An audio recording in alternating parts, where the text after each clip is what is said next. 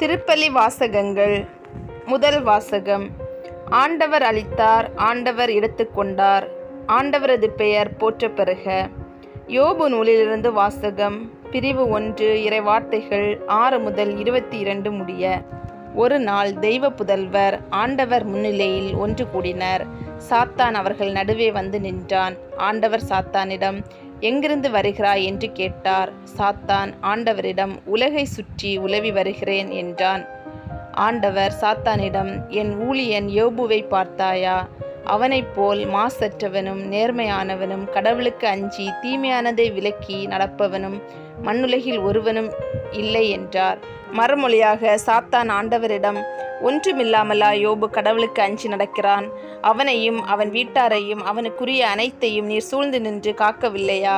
அவன் கை வேலைகளுக்கு ஆசி வழங்கவில்லையா? அவன் மந்தைகளை நாட்டில் பெருக செய்யவில்லையா? ஆனால் உமது கையை நீட்டும், அவனுக்குரியவற்றின் மீது கை வையும். அப்போது அவன் உம் முகத்திற்கு நேராகவே உம்மை பழிப்பான் என்றான். ஆண்டவர் சாத்தானிடம், இதோ அவனுக்கு உரியவையெல்லாம் உன் கையிலே, அவன் மீது மட்டும் கை வைக்காதே என்றார். சாத்தானும் ஆண்டவர் முன்னிலையில் நின்று புறப்பட்டான். ஒரு நாள் யோபின் புதல்வரும் புதல்வியரும் தம் மூத்த சகோதரன் வீட்டில் உண்டு திராட்சை ரசம் குடித்து கொண்டிருந்தனர்.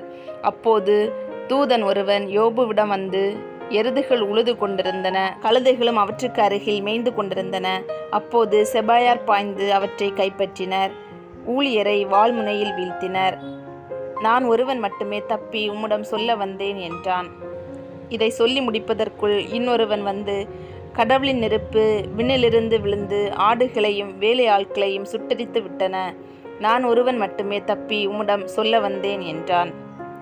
இதை சொல்லி முடிப்பதற்குள் இன்னொருவன் வந்து, கல்தேயர் 3 கும்பலாக வந்து ஒட்டகங்கள் மேல் பாய்ந்து அவற்றை கைப்பற்றி கொண்டனர், ஊழியர்களை வாள்முனையில் வீழ்த்தினர்.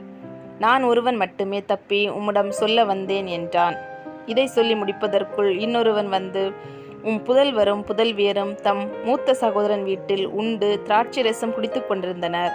அப்போது திடீரென பெருங்காற்று பாலை நிலத்திலிருந்து வீசி வீட்டின் 4 மூலைகளிலும் தாக்கியது.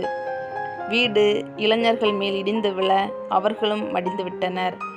நான் ஒருவன் மட்டுமே தப்பி உம்மிடம் சொல்ல வந்தேன் என்றான்.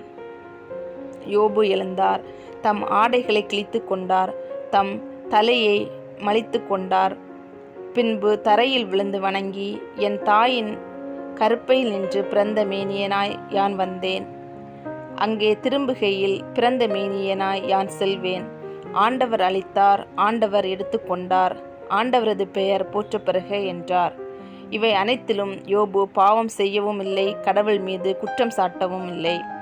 இது ஆண்டவர் வழங்கும் அருள்வாக்கு. இறைவா உமக்கு நன்றி. நற்செய்தி வாசகம். உங்கள் எல்லாரிலும் சிறியவரே பெரியவர் ஆவார்.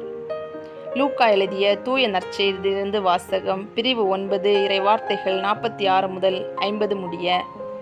அக்காலத்தில் தங்களுக்குள் பெரியவர் யார் என்ற விவாதம் சீடர்களிடையே எழுந்தது. இயேசு அவர்களின் எண்ணங்களை அறிந்து ஒரு சிறு பிள்ளையை எடுத்து தம் அருகில் நிறுத்தி அவர்களிடம், இச்சிறு பிள்ளையை என் பேரால் ஏற்றுக்கொள்பவர் எவரும் என்னையே ஏற்றுக்கொள்கிறார். என்னை ஏற்றுக்கொள்பவர் என்னை அனுப்பியவரையே ஏற்றுக்கொள்கிறார். உங்கள் எல்லாரிலும் சிறியவர் பெரியவர் ஆவார் என்றார். யோவான் இயேசுவை பார்த்து, ஆண்டவரே, ஒருவர் உமது பேரால் பேய் ஓட்டுவதைக் கண்டு நாங்கள் அவரை தடுக்க பார்த்தோம், ஏனெனில் அவர் நம்மை சாராதவர் என்றார். இயேசு அவரை நோக்கி, தடுக்க வேண்டாம், ஏனெனில் நமக்கு எதிராக இராதவர் நம் சார்பாக இருக்கிறார் என்றார். இது ஆண்டவர் வழங்கும் அருள்வாக்கு. இறைவா உமக்கு நன்றி.